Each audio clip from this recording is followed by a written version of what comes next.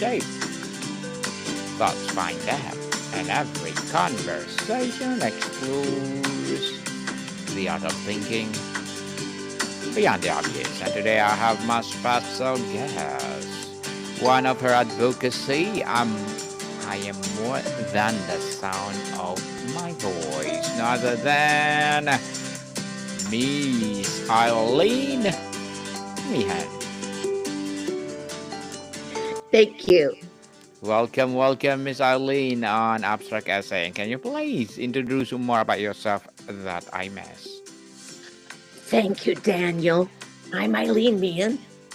I'm someone, maybe some of you are too, who was raised in a family of storytellers.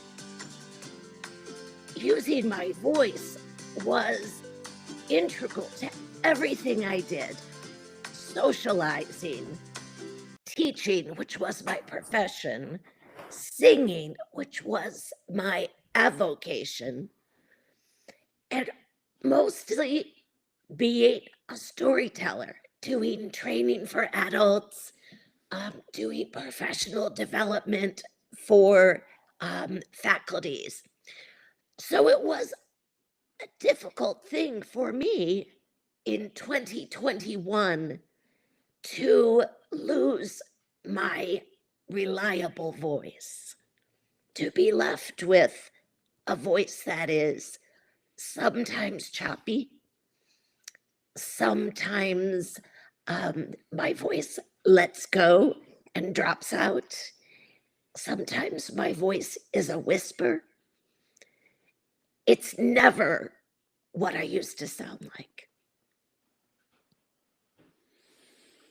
Miss Eileen, thank you so much for sharing your knowledge and wisdom to the world. Thank you. And today let's talk about resilience in the face of life-changing diagnosis. So tell us, can you describe the before and after moment of receiving your diagnosis? And what is the first thought that you went through your mind, and how did the world seems to shift around you?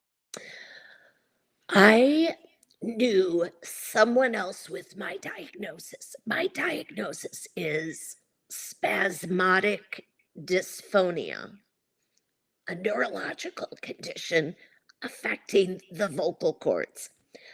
I knew one person who had this problem, and she was part of my school district. I knew her well.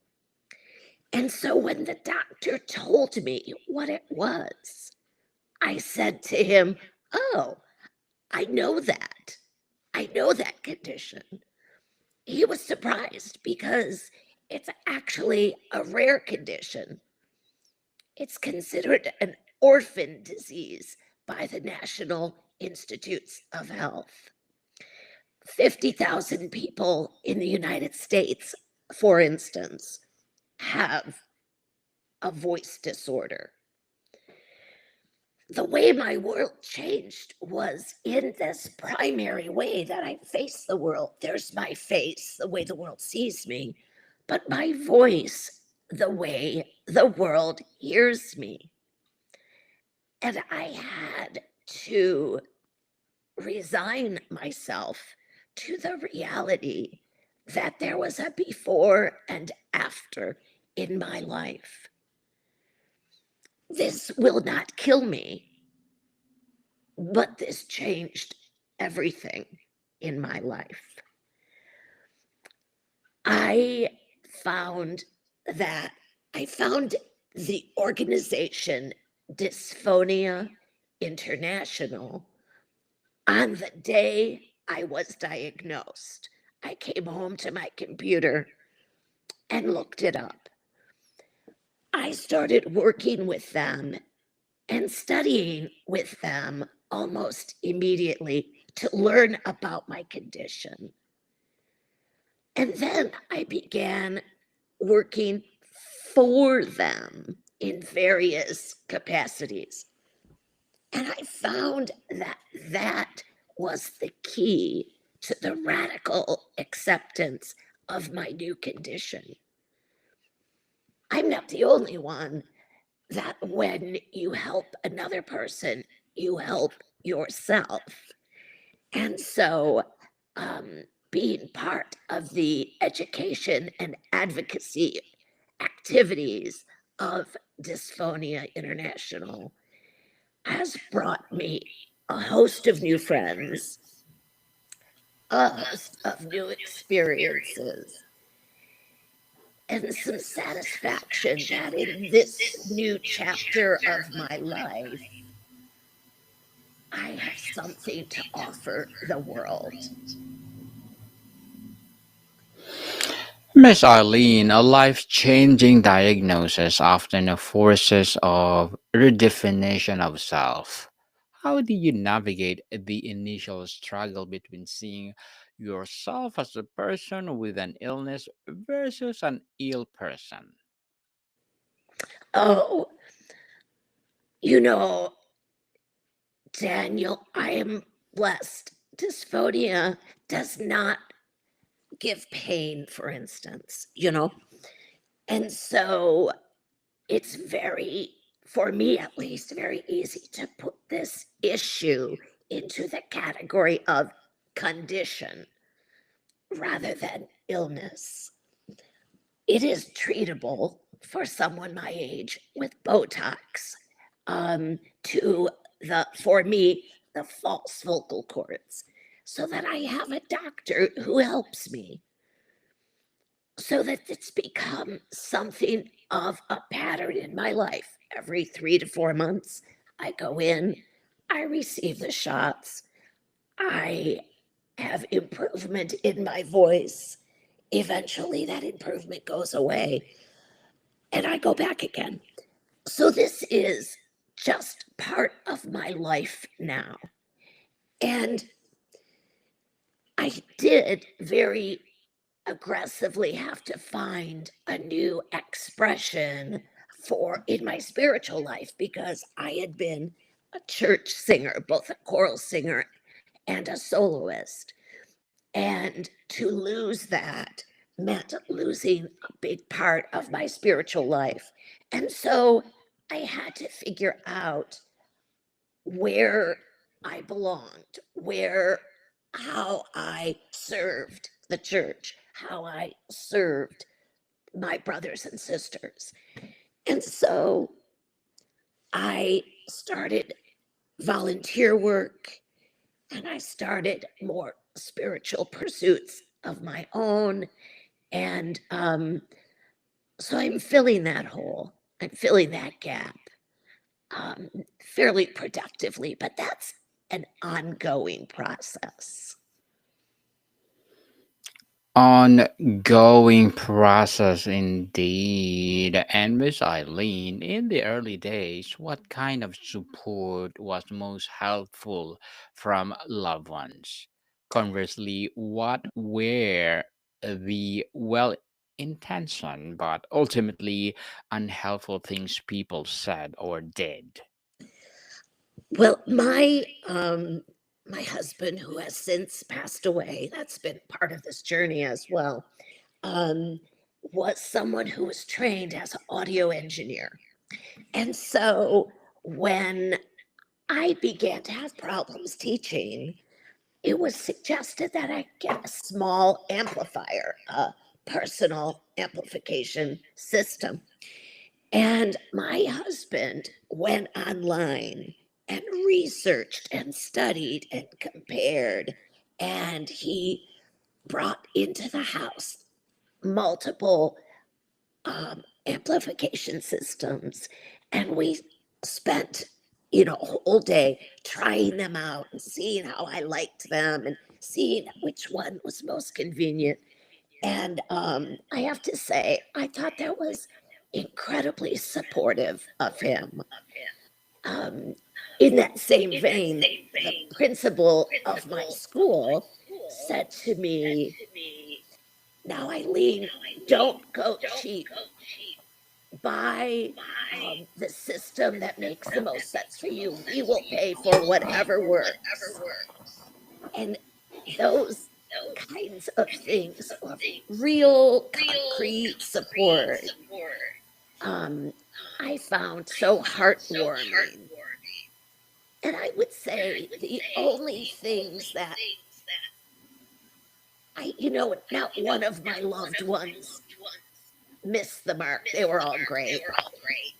Some in my church community were a little odd. People would say, "What's wrong with your voice? Are you sick? Are you contagious?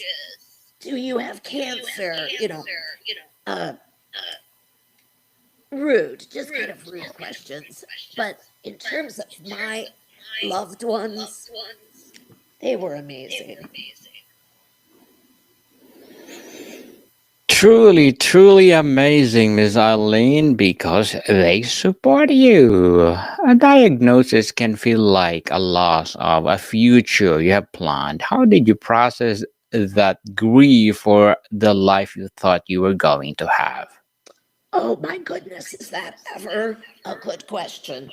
Um, I had been dealing with my husband's increasingly sad health. Okay. And we'd been going along fairly well, but then my voice thing happened, and I started with a therapist. And I am someone who's always supported mental health services, but I myself had never been to therapy. Well, I am still with that therapist. And I believe that working with her on a regular basis is what allowed me to process the thoughts and the feelings in a safe environment. Um, and so I'm a huge um, supporter of mental health services and demystifying mental health services and destigmatizing mental health services. Miss Eileen, the building blocks of resilience. What was the first small, concrete step you took to regain a sense of agency and control after the world was turned upside down? I would go back to Dysphonia International. They put me in contact with other people who have spasmodic dysphonia, my condition. And I had the opportunity to email with them, but I also had the opportunity to meet with them in person. And those people remain um, like aunties to me, like family. I could call on them at any time to ask for an explanation or to express sadness, and they will always listen. Um, Having a voice that's kind of broken makes one a good listener. Um, so, reaching out to others who have similar circumstances, but with a little wisdom added on because they have more experience. And I think we know this is true for lots of things in life. We want to reach out to someone with a little more experience. Interesting, interesting, Miss Eileen. And resilience is not a single trait, but a set of tools. What are specific practices, whether it's a certain type of journaling, a mindfulness app, or a particular community, or even specific mantra, become essential tools in your resilience toolkit? Um, Physical workouts 3 times a week are very important for keeping a sense of a strong self. Um, I have um, prayer practices every morning and every evening, and I join my community in prayer multiple times a week at church. Those things are very, very important to me.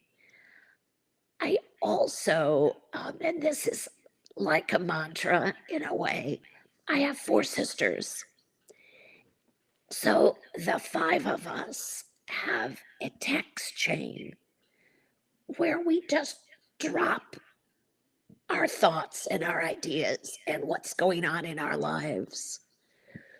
We also play games together, word games, and we post our results. And while I know that might not sound like a mantra, in many ways it is because it's over and over again. Good morning, how are you? You know, have a good day, have a good night's sleep. So that and we are five sisters in four states, very spread apart in the United States. And so we are chatty with each other all day long. It's pretty special. Is special indeed, for sure, Miss Eileen. Our culture often equates resilience with stoicism or fighting. How has your understanding of what it means to be strong evolved? Did you discover strength in vulnerability or surrender? I um I don't like fighting talk. I don't like vocabulary around fighting. I'm kind of nonviolent to begin with, but also I don't want to fight that which is me. This is who I am. This is how I am made now. And I don't want to fight me. This is all I have to work with. My husband, during his cancer journey, um, he and I decided to not ever say that Pat, his name was Patrick, that Pat was fighting cancer. We said that he was journeying with cancer. He had a cancer journey. I'm journeying with a voice disorder. I can't fight it. It's a neurological uh, condition. There's no fighting. So, so there is that level of acceptance and acknowledgement that I am more than the sound of my own voice. So my disorder is part of me. It's not all of me. Miss Eileen, the daily grind and shifting perspectives. What does a good day look like for you now, and how does it differ from your old definition? What small victories do you celebrate?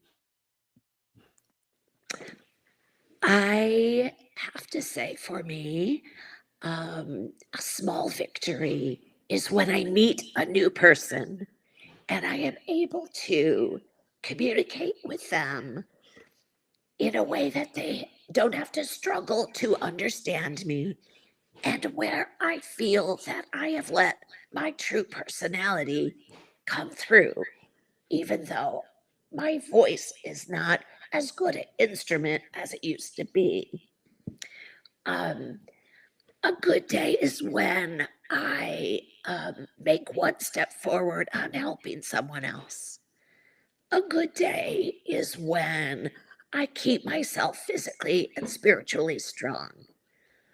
Um, a good day is when I feel as though I've fulfilled what has been designed for me as, what my place in this world is. Resilience is not a constant state, Miss Eileen. How do you handle the difficult days when frustration, anger, or despair feel overcoming or overwhelming and resilience feel out of reach? Well, I have people to complain to. The place where I will feel frustrated is when For instance, it's very difficult for me to use the telephone to make appointments or to give numbers over the phone. And sometimes this will be very, very frustrating. And I have a couple options, but one is just to call my son and ask him to do it for me. And I know that that sounds like giving up, but it's not. It's just taking care of something that I am unable to do in that moment.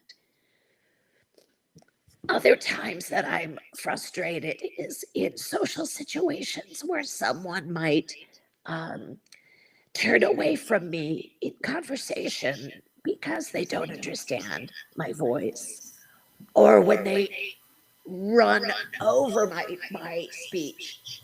So in a group of people where I begin talking and someone talks over me, that's frustrating. And I will tell you, I can't let it get to me. I just have to walk away. Um, you know, let those who love me, and that's all I can do. I can't make everybody in the world happy with the sound of my voice. Not gonna happen. Miss Eileen, thank you for that insightful answer. Looking forward and broader insight, how has this experience changed the way you hear common phrase like "stay positive"? Everything happens for a reason, or "you're such an inspiration." Oh, yeah, nah. Um, you know, um, I think those are very false. You know, I think the thing that someone might want to say instead of that is, I hope you're having a good day. Yes. Just leave it at that. I hope you're having a good day. What is the story you want your resilience to tell? Now about enduring suffering, but about what if it means to live a full, meaningful life, or with this diagnosis as a part of it? This is not a sorrowful thing. This is just a thing. And how I react to it determines whether it becomes a tragedy for me or becomes a point of growth. I strive to make sure that my voice condition is a point of growth and that I leave this world a little better than when I came. Miss Eileen, before we wrap up our discussion for today, I'm inviting you to please do listen to my other podcast, people, because my abstract essay is already in fifth season. Abstract poetry in second season. I'm a book 101 review in fifth season too. Comedy 101 in second season. I'm a food 101 in fifth season as well. Geography 101 fourth season. I'm a baby podcast law 101 and mental health 101. Love letters in the fourth season and movie 101 review music 101 in fourth season and Science 101 and Sex 101 in its second season. Please listen to them wherever you listen your podcast. So, Miss Eileen, for the person listening who has just received their own life altering news, what is the one simple grounding piece of hope, advice, or advice you want offer them for getting through the next hour? Knowledge is power. Use your resources. Discover everything you can about your diagnosis. Find support. Reach out right now. Find support and let your loved ones love you. Miss Eileen, thank you so much for sharing your knowledge and wisdom to the world. So, can you please invite our listeners to support your advocacy, your business, or whatever projects that you're doing right now? Right at this time, Dysphonia International is. Oh, okay. Go ahead, Miss Right, Eileen. is Dysphonia International is having its annual fundraising, um, and we raise money to support scientists and researchers who are studying ways to help those with voice conditions. People can go to dysphonia.org and look at the fundraising page. Yes, people, I support Miss Eileen Meehan because if you support her for sure, more and more empowering advocacy like this to come. So, Miss Eileen, thank you so much for your time. Thank you so much, Daniel. It's been a pleasure. Likewise. So, more to come, people. See you soon.